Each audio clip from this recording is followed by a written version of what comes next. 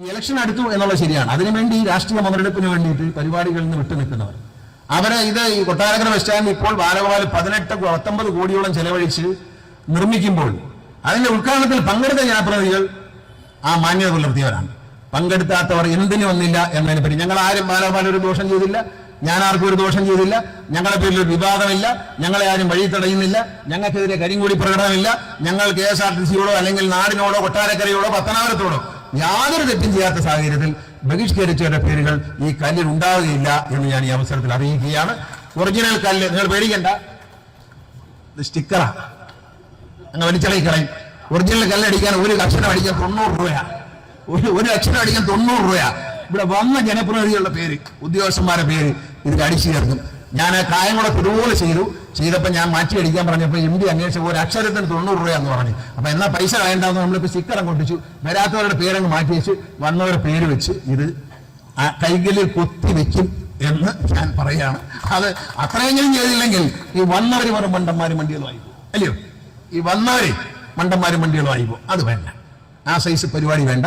ബഹിഷ്കരിക്കുകയും ചെയ്തു. 50 കൊല്ലം കഴിയുമ്പോഴും പുതിയ ബസ് സ്റ്റാൻഡിന്റെ അടുത്ത് ഞാൻ മറ്റേ കൊച്ചാട്ടനും ഉണ്ടായിരുന്നു എന്ന് എഴുതി വെക്കേണ്ട കാര്യമില്ല.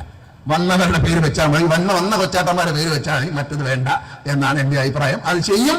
അതുകൊണ്ട് ഇത് സ്റ്റിക്കറാണ്, ഇത് വലിച്ചു കളഞ്ഞു വെച്ച് അടിക്കുമ്പോൾ വന്നവരെ നോട്ടീസിലുണ്ട്, വന്നവരെ പേര് ഇവിടെ എഴുതി വെച്ചിട്ടുണ്ട്, അവർ മാത്രമേ കാണത്തുള്ളൂ എന്ന് അറിയിച്ചുകൊണ്ട്. കൊള്ളം ഗണേഷ് കുമാറെ, കൊള്ളാം. അപ്പോൾ താങ്കൾ പലയിടത്തും ചെല്ലുമെന്ന് പറഞ്ഞിട്ട് പോകാതിരുന്ന പരിപാടികളുണ്ട്. അവിടെയൊന്നും ശിലാഫലകത്തിലെ താങ്കളുടെ പേര് ആരും ചെത്തിക്കളഞ്ഞിട്ടില്ല. താങ്കളുടെ അച്ഛൻ പോലും ഇങ്ങനെ പറഞ്ഞിട്ടില്ല. താങ്കൾക്ക് ഇങ്ങനെ പറയാൻ എങ്ങനെ നാവ് പൊങ്ങി? അതും കൊട്ടാരക്കരയിൽ വന്ന് പേരുകൾ ശിലാഫലകത്തിൽ നിന്ന് വലിച്ചു കീറും. ആരും രാഷ്ട്രീയം പഠിപ്പിക്കേണ്ടെന്ന്. താങ്കളെ ആരും രാഷ്ട്രീയം പഠിപ്പിക്കാൻ വരില്ല. കാരണം വരുന്നവരെ താങ്കൾ പഠിപ്പിച്ചു വിടും. അതാ താങ്കളുടെ പാരമ്പര്യം.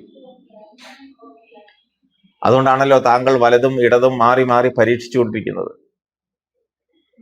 ആദ്യം തെരഞ്ഞെടുപ്പിൽ മത്സരിച്ചതും 2016 വരെ MLA ആയതും ഈ പറഞ്ഞ UDF മുന്നണിയിൽ നിന്നല്ലേ?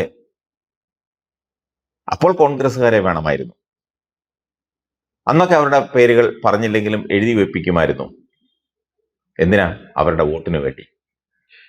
ഇപ്പോൾ അതൊക്കെ കാണുമ്പോൾ, അവരുടെ പേര് കേൾക്കുമ്പോൾ ചതുർത്ഥി.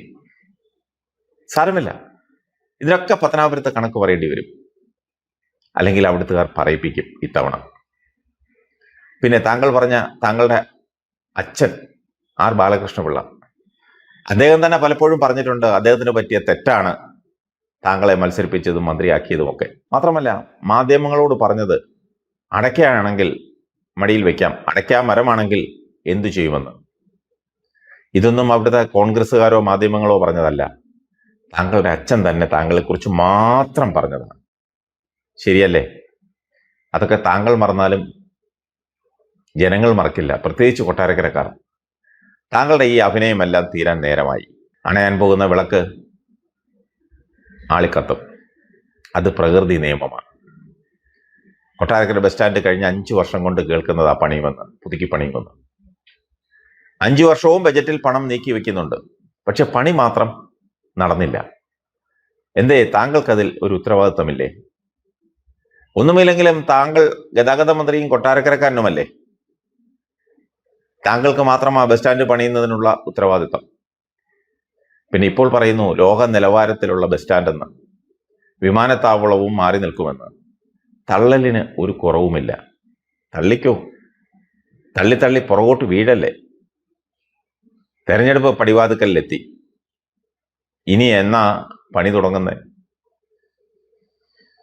തുടങ്ങിയെന്ന് പറയാം, അല്ലേ ഗണേഷ് കുമാറെ? അങ്ങനെയല്ലേ? അങ്ങനെ തന്നെയാ.